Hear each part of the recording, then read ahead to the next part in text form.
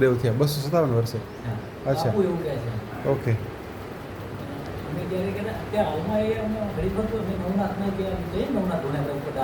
હા, વાત કરીએ બાપુને કે બાપુ આ રીતે નવનાથ તો કે તમે જાઓ છો નવનાથ ધૂણો છે જ નહીં કે આ મેળો છે જ નહીં.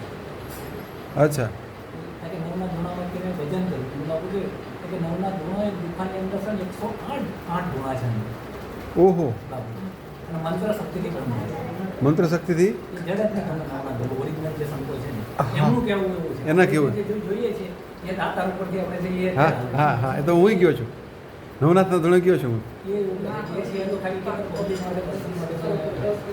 નવનાથ તો કે ધૂણા પર બેન ત્યાં 9 જણને બેહરી જગ્યા જ નથી. તમે જે આ લોકેશન જે ભૂમિ બનાવી લાવો એ છે જ નહીં જગ્યાએ. ઓકે. કે ભરતવન શેષાવનથી કે 18 કિલોમીટરની રેન્જમાં છે અંદર. ભરતવનથી આગળ 18 કિલોમીટરની રેન્જમાં અંદર. અચ્છા, અને એ ગુફા છે, ગુફા 108 ધૂણા છે, અને એ મંત્ર શક્તિથી ખુલે બંધ થાય છે, અને એ મળે નહીં આપણને, તો નેચરલી તો ન જ મળે ને. એમની એવું બધું અમને વાત કરી. અચ્છા, વાહ. તો બાપુ આપણે તમારા ગુરુદેવ છે એનું નામ શું? ગુરુદેવનું નામ મનસુખગીરી બાપુ. અચ્છા, અને 1960માં એ ખડેશ્વરી બાપુ પાસે જતા અને ત્યાં રહેતા. પછી કાશ્મીરી બાપુના આશ્રમે વાત કરી ભજન કર્યું એ બધું સાથે. કોની સાથે રહેતા? કાશ્મીરી બાપુના આશ્રમે ત્યાં કે રહીને ભજન કર્યું ઘણા સમય સુધી. અચ્છા, ત્યાં ભજનદાસ બાપાની સાથે ભજન એમ? તો બજરંગદાસ બાબાએ ત્યાં ભજન કર્યું? એ આમકો એને કંઈક આમકો બીટ કે એવું કંઈક કહે છે.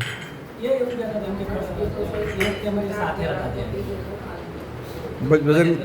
અચ્છા અચ્છા, એમની ઉંમર અત્યારે 103 વર્ષ 4 વર્ષ 104 વર્ષ. અચ્છા, અને સાચું અત્યારે સાચું ખબર નથી આપણને એ પ્રમાણે જે આધાર કાર્ડ પ્રમાણે બતાવે છે સાચી ઉંમર તો હજી એમની ખબર. અચ્છા, જે અત્યારના આપણે આંકડા પ્રમાણે કહીએ એ પ્રમાણે. અચ્છા, અને બહુ જાહેર કરવા ના પડે. હા, કે મને ઇન્ડિયન મોક્ષ પ્રાપ્ત કરે માગેલો છે એટલે કે હવે મારે અવતાર લેવા નથી. વાહ જાહેર કરશું તો મને મારું કામ કરવાનું. વાહ વાહ વાહ. જાહેર થવું નથી કે અવતાર લેવો નથી. આપણે કહીએ કે બાપુ કેમ કે બાવાને તો માગીને ના અમારો નિયમ હોય છે અખાડાના. એ ઘેર ગયા ત્યાંથી ત્યાં રોટલી મળી એટલે લઈને નીકળી જાય. પછી બાજુમાં મિષ્ટાન હોય તો એની આશા નહીં રાખવાની. હા, એ તમને ભોજન મળી ગયું છે માગીને ખાવાનું.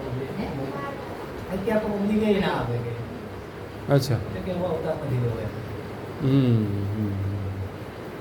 અચ્છા, ખડેશ્વરી બાપુનો જે આશ્રમ છે એમાં આપણા ગુરુદેવ રહેતા. એ એવું કહે છે હું એ વખતે ત્યાં ભજન કરતો હતો.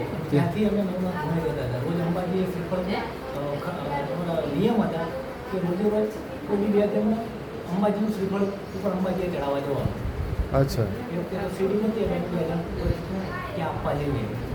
અચ્છા, કારણ કે એની અંબાજીની છત્રછાયા બધું આવી ગયું નીચેનો ભાગ. હા, એટલે કે અંબાજીનો રોજ અમારા ગુરુદેવ અંબાજીના ભગત હતા એટલે રોજ તે નિયમ કરવા વારાફરતી કે મહિને તમે જાઓ મહિનો હું જોઈએ બબે સંતો શ્રીફળ ત્યાં સવારમાં ચડાવ્યા. અરે વાહ. એ ખરેખર બાપુના આશ્રમ વખતે રહ્યા હતા. અચ્છા, હાલે એના અવશેષો છે ને ખડેશ્વરી બાપુના આશ્રમના? હા છે ને. એ આપણે જૂની સીડીથી કે નહીં કરી જવાનું? ભરતવન જે રસ્તો છે ને જૂની સીડી. હા, ભરતવન જાય. ભરતવનના રસ્તો ભરતવન પહેલા થોડુંક આવે. અચ્છા, અને દિવાલો છે અને ધૂણોય છે શિવાલય છે નાનું એવું આગળ બાદ. અચ્છા, શિવાલય પણ છે. ઓકે. ઉપર બધું કંઈ કે એમને આમ ખંડર થઈ ગયું છે. એક મોટો ધૂણો છે. અચ્છા.